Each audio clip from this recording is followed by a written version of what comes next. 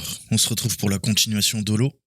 On s'était arrêté, je vous mets le diagramme, compromission du premier serveur web. On avait trouvé une local file inclusion qui nous a permis de pousser une RCE, River Shell. On arrive sur le serveur Linux, alternable de l'extérieur. On arrive grâce des fichiers de configuration qui traînaient sur le serveur à attaquer la mire de connexion, le dashboard de l'administrateur. À partir de là, on arrive dans le conteneur, on trouve des failles dans le conteneur pour pouvoir s'échapper du conteneur. D'accord? Et on vole les clés de chiffrement SSH. On a maintenant notre persistance et on a également un compte. On a volé des informations d'identification. Je sais qu'il y a un utilisateur et je peux l'utiliser en su de la persistance via les clés SSH, j'ai un utilisateur qui s'appelle Linux Admin ou Linux User et je connais son mot de passe. C'est Linux Rules. Donc, on a notre foothold, notre gain d'accès initial à partir du Linux. Maintenant, il va falloir rebondir sur les autres machines Windows. Vous voyez qu'on a un contrôleur de domaine. Le contrôleur de domaine régit. Il fait à la fois office de serveur DNS, là, sur cette infrastructure, et ensuite, on voit qu'on a 3 autres machines. D'accord, je ne les connais pas encore. Vous voyez qu'on va s'intéresser à SRV01. Le DC SRV01, ça sera notre Saint Graal. On va venir le pirater à la fin. Pour l'instant, il va nous permettre déjà de rebondir sur le reste de l'infra. D'accord, il nous faut hacker SRV01, SRV02 et le PC file SRV01. Rien qu'à la nomenclature, je sais qu'il y a un serveur, peut-être Windows ou pas, ou autre. Le SRV02, j'en ai aucune idée. Il va falloir qu'on continue notre phase de reco et d'intel gathering, de recueil d'informations. Par contre, PC file server 1, je peux me douter que, vous l'avez compris, c'est un fichier, un serveur de fichiers. D'accord, donc on va pouvoir peut-être télécharger des choses dessus.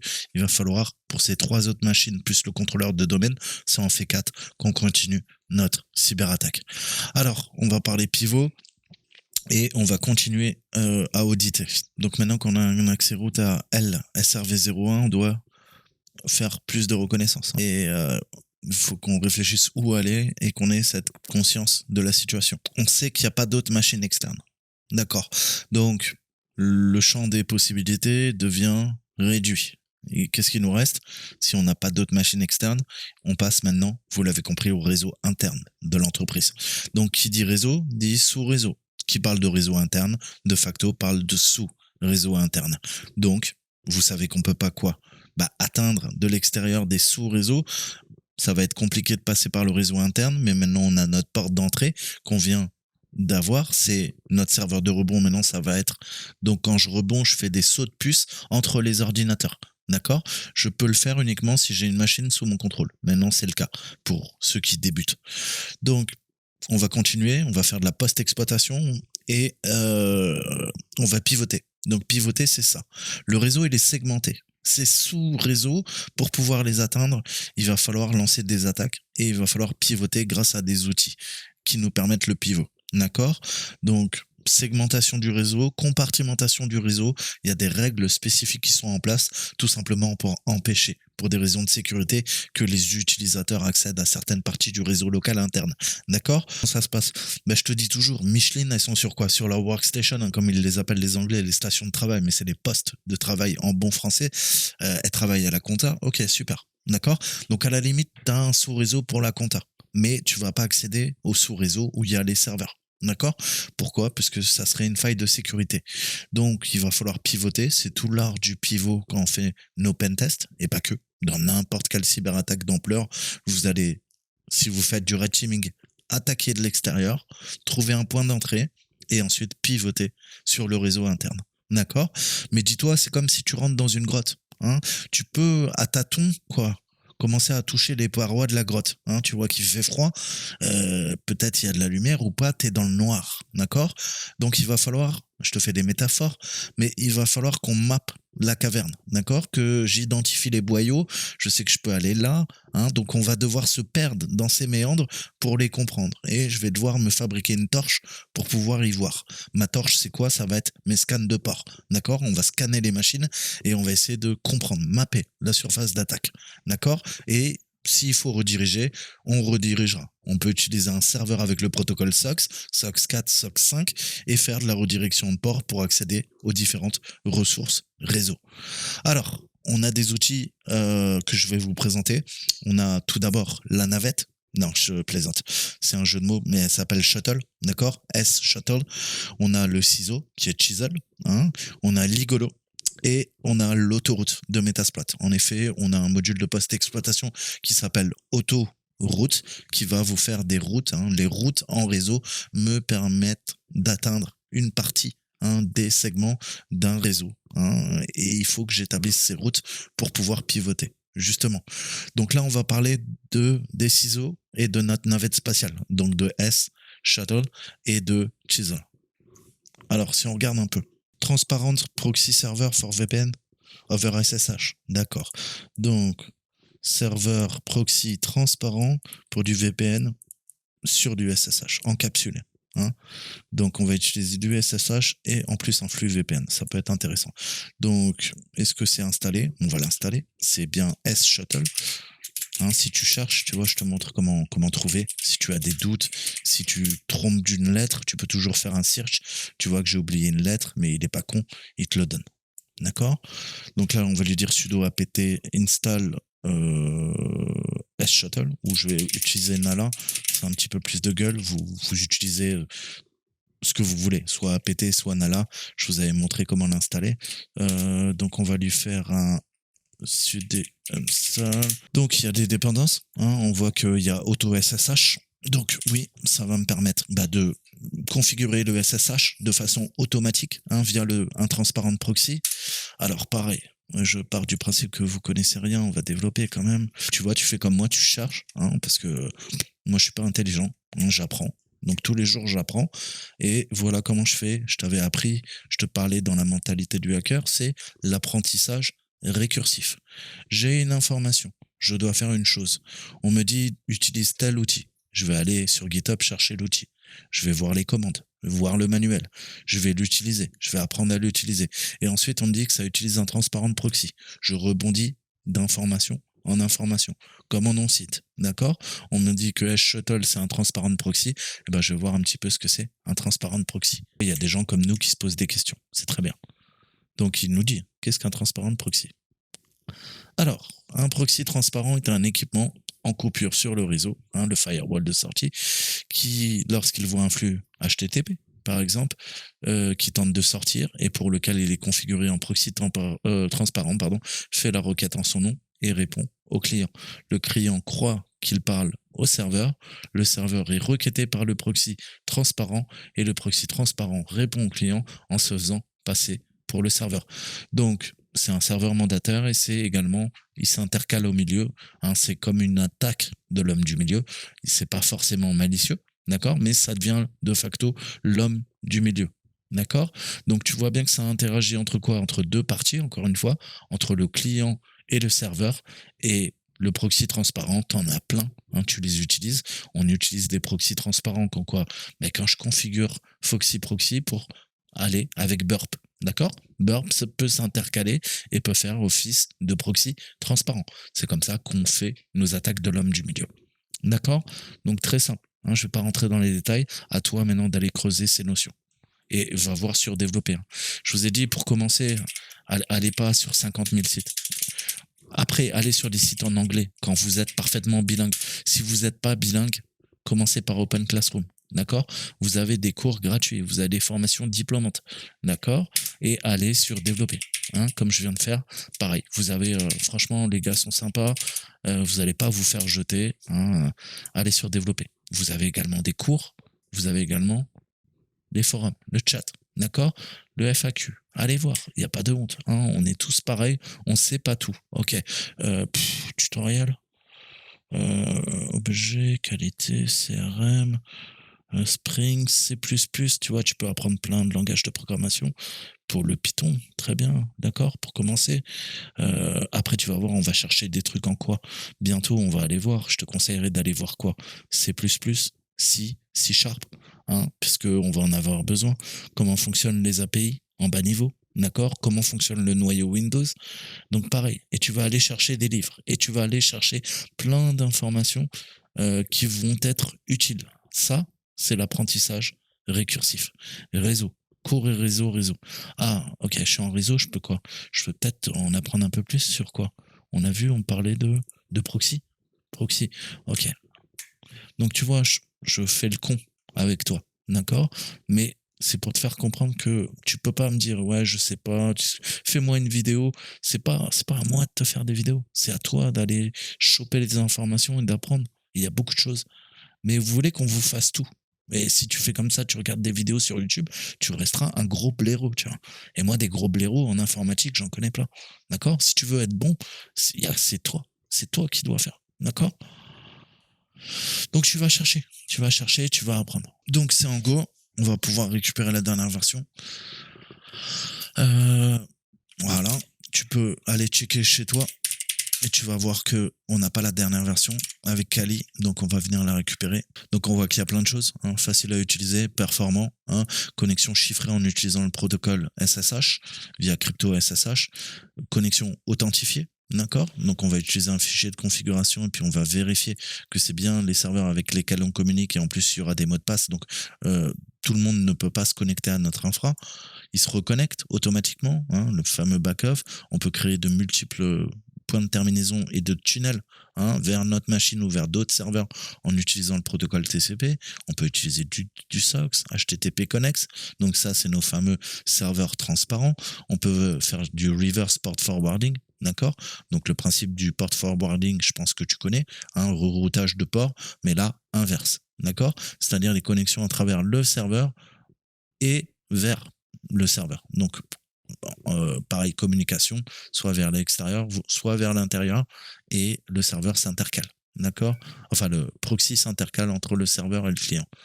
Ensuite, double reverse proxy, hein, SOC 5, on a vraiment beaucoup de choses. Je vous laisserai regarder. Donc, tu peux l'installer avec Docker. Architecture, ça c'est de l'ARM. C'est pour les téléphones. Nous, on est en AMD 64 bits. Voilà. Ok. Ouais, c'est le LF. D'accord. Qui a été stripped. Statically linked. Donc, je vais le renommer, hein, puisqu'il est un peu long. Ça, c'est le Chisel Linux. Hein, je vais le nommer comme ça. On va faire très simple. Oui, pardon. Donc je vais le renommer, je vais l'appeler Chisel Linux. Plus X, les droits en exécution. Donc il faut les droits en exécution. Je peux relancer. Ok, on a la 8. Donc on a la dernière version. Toujours, hein, ne vous créez pas des problèmes si tu utilises en tant que serveur cette version. Eh ben il va falloir quoi? Utiliser la même version, hein, en 1.8.1. Alors je te rassure, Chisel en fait il est quoi? C'est à la fois un serveur, c'est à la fois un client. D'accord? Mais n'utilise pas deux Chisel différents. Si jamais tu uploads sur une machine un Chisel qui est dans une autre version, il risque de te dire attention, soit le serveur, soit le client utilise une autre version, ça va créer des conflits. D'accord? Commence pas à te tirer une balle dans le pied, pense à toujours utiliser le même binaire. D'accord? Donc là, ok, je vais le déplacer vers ma toolbox. Donc, qu'on attaque du Linux ou du Windows, on a maintenant notre petit chisel. Parfait. Donc pareil, hein, si vous voulez pas vous prendre la tête, mais ils seront plus à jour, hein, parce que ça date, vous allez sur Try Avec Me, vous rejoignez le CTF, même si vous pouvez pas le faire, vous inquiétez pas, vous allez sur Reef, d'accord? C'est bon? T'as chargé? Ok.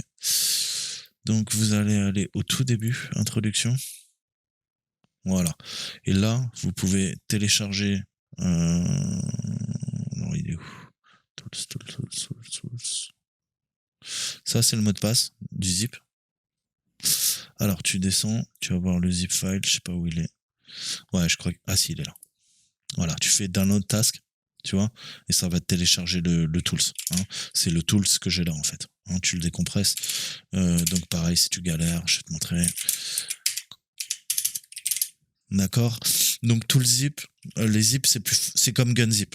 Sauf que tu vas pas utiliser gunzip, tu vas utiliser unzip. D'accord? unzip sur tout le zip. D'accord? Voilà. Et là, il te demande le mot de passe. Le mot de passe, tu l'as là.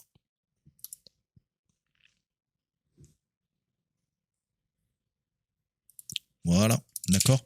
Comme ça, tu auras quelques outils. Hein. Tu as, je sais pas, une dizaine d'outils qui font le taf pour les CTF. Après, dans la vraie vie, on va pas utiliser ça. Les versions, elles sont pas à jour. Par contre, l'avantage, c'est qu'ils sont tous statiques. C'est-à-dire que tu n'auras pas besoin de dépendance. Tu n'auras pas de message d'erreur qui disent ouais, j'ai pas les librairies, il me manque la DLL, ceci, cela. Que ça soit sur Linux ou sur Windows.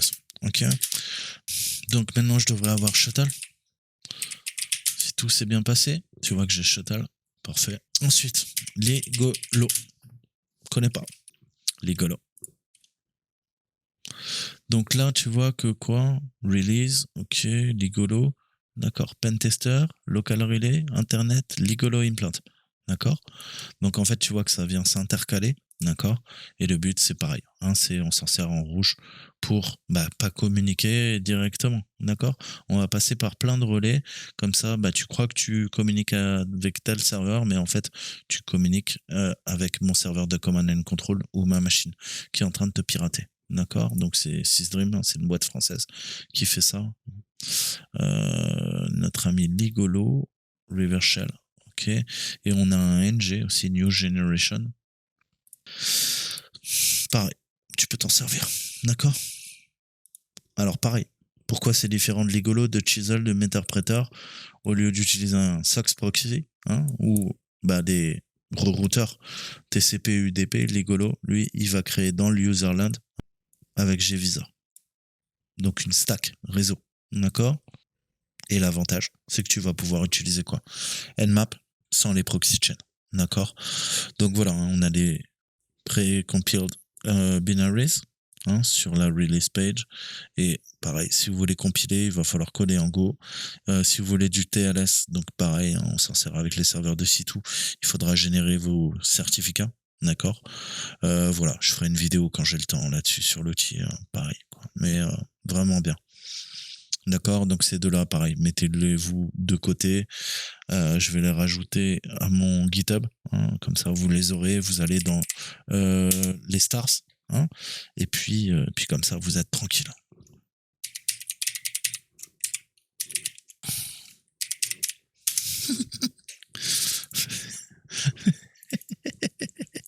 Putain. Ah putain.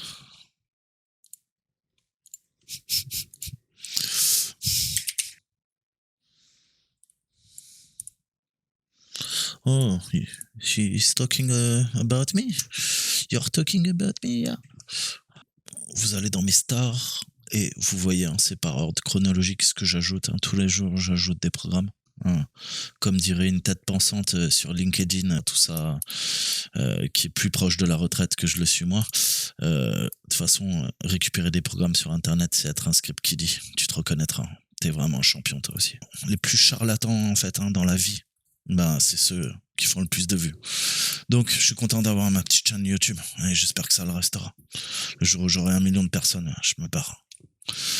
Bon, première étape, on va voir un peu de Chisel. Donc, tunneling, TCP, UDP, rapide. On peut le faire transporter via HTTP et sécuriser via SSH. Vous l'avez sous les yeux. Donc, client, serveur, c'est le même. Écrit en Go.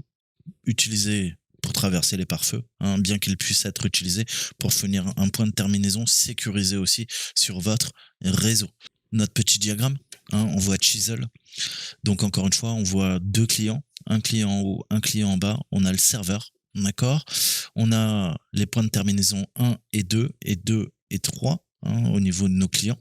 Et ça va nous permettre, tout ce qui rentre dans les clients, on va être rerouté peut-être vers le serveur. D'accord. Alors, on a du TCP, HTTP, WebSocket, SSH Layer. On voit les différents canaux logiques au niveau de la connexion TCP. D'accord. Là, on en a 3 par client. Et ensuite, ils sont interfacés avec le serveur Chisel, un HTTP, et redirigés vers les pools. On a un client pool 2 et un client pool 1. Donc on voit qu'à partir de SSH, on ressort via une connexion TCP, on ne peut plus classique, et on arrive à atteindre dans le nuage ou ailleurs des points de terminaison distants. D'accord? Donc, c'est ce principe de reroutage des paquets en fonction des besoins. Revenons à nos moutons. Si je veux configurer, par exemple, sur le port, la machine attaquante, le port 8000, il va falloir que j'ouvre mon port 8000 d'abord, premier truc.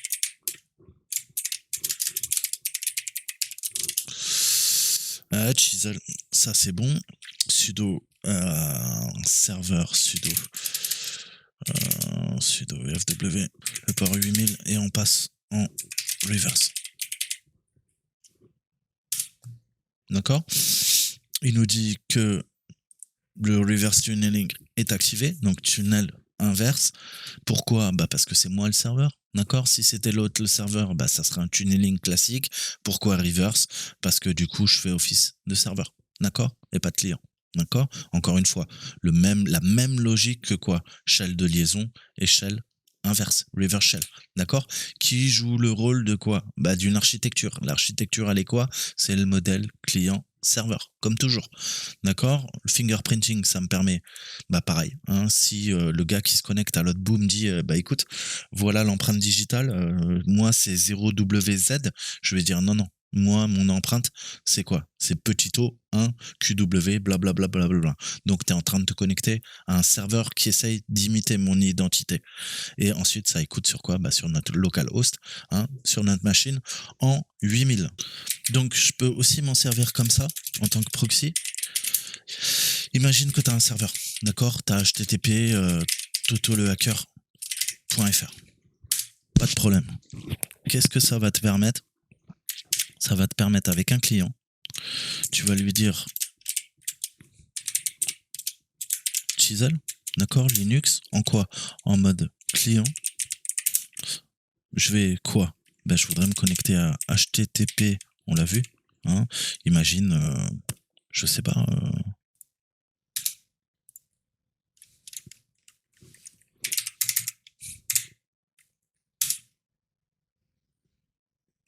Tu vois? Tu comprends? Donc j'ai coupé le serveur, hein, mais tu vois qu'il reroute automatiquement à partir du 8000. Qui va sur le 8000 sera quoi? Sera atteignable et atteindra en fait quoi? Bah, pas mon serveur, il va atteindre Google. Ça me permet de rerouter.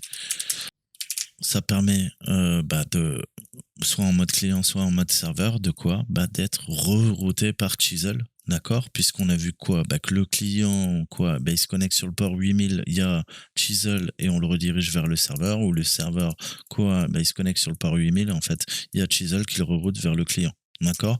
Après, on va jouer sur les ports. Donc ça permet de contourner des pare-feux, techniquement, hein, on va faire très simple. Il y a d'autres exemples, mais il me faudrait une infra concrète pour vous montrer. Nous, ce qui nous intéresse, vous l'avez compris, c'est faire du pivot. D'accord? Donc on va pouvoir passer pas en mode proxy, mais en mode reverse. D'accord. Ok. Donc là, on est en mode reverse sur la machine attaquante. Donc sur la machine à pirater, hein, on verra un petit peu plus tard, il faudra quoi?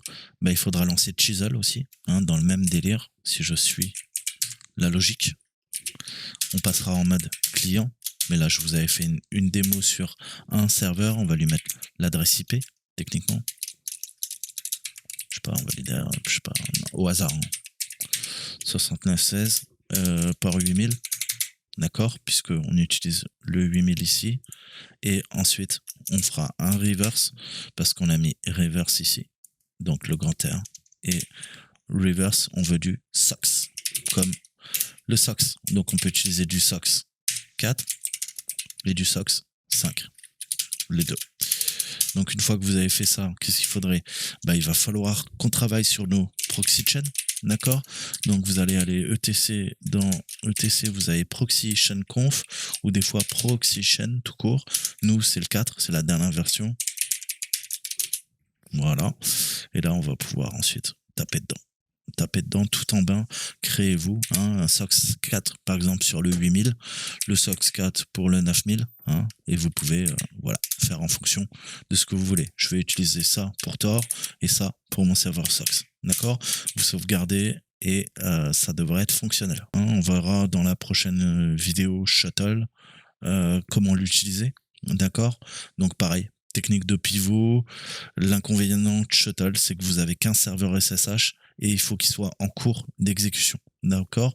Donc pas de configuration de proxy chain, c'est très simple, ça permet de pivoter, mais s'il n'y a pas de serveur SSH en cours sur la machine qui tourne, ça ne marchera pas. Et en plus, ça fonctionne pas sur les autres Windows. Donc, ça va être compliqué pour nous. D'accord? Et Shuttle, c'est le plus simple. Tu le lances. Voilà. D'accord? Tu mets en mode reverse. Tu lui dis Toto avec l'adresse IP que tu veux, hein, peu importe. Et tu vas lui dire, je sais pas, par exemple, je sais pas, donc 10, 11, 16, 69, et tu vas lui dire le cidre, d'accord? Donc on va aller taper sur 10, 11, 16, 0, je sais pas, 22, 24, ce que tu veux. D'accord? Donc voilà, je développerai dans la prochaine vidéo. On va s'arrêter là. Je vous dis à très bientôt et on continuera le CTF dès demain, je pense. Hein, on verra Covenant qui utilise le .NET, le NetCore, le Core SDK, et pour se faire la main sur le principe de serveur de command and control, c'est plutôt pas mal. On verra comment déployer ce qu'on appelle des grunts, c'est des agents, et les composants majeurs de Covenant pour comprendre comment on interagit avec les Windows et comment on passe par les interfaces de programmation, comment on fait nos appels, parce qu'il y a beaucoup de choses. Hein, encore une fois, comment on récupère les callbacks, comment configurer notre serveur de command and control, et puis également nos amis Grunt. Et on peut faire, vous allez voir, beaucoup de choses, bien que ça soit un logiciel gratuit. D'accord? Donc vous verrez, on a les binaires qui vont pouvoir utiliser nos grunts. On va pouvoir pousser du shellcode grâce à Donut qui nous permet de faire de l'obfuscation. On va utiliser du PowerShell, du MS Build XML. Hein, on va pouvoir utiliser du HTA, du SCT, du XSL, du JavaScript. Il y a beaucoup de choses qu'on peut utiliser pour déployer nos agents qu'on appelle Grunt et ensuite récupérer la communication via notre serveur de command and control. Et ensuite, on verra comment implémenter un peu de delay et de jitter pour simuler l'utilisation de la bande passante d'un utilisateur lambda. D'accord? Plutôt que se connecter, je vous l'avais dit, à intervalles réguliers, on va essayer de créer de l'aléatoire, de l'entropie pour simuler une personne normale, lambda. Donc ça permettra de faire un peu d'offuscation et de brouiller, faire de l'évasion au niveau des sondes, des IDS et tout ça. Voilà, moi je vous dis à très bientôt. Ciao, ciao.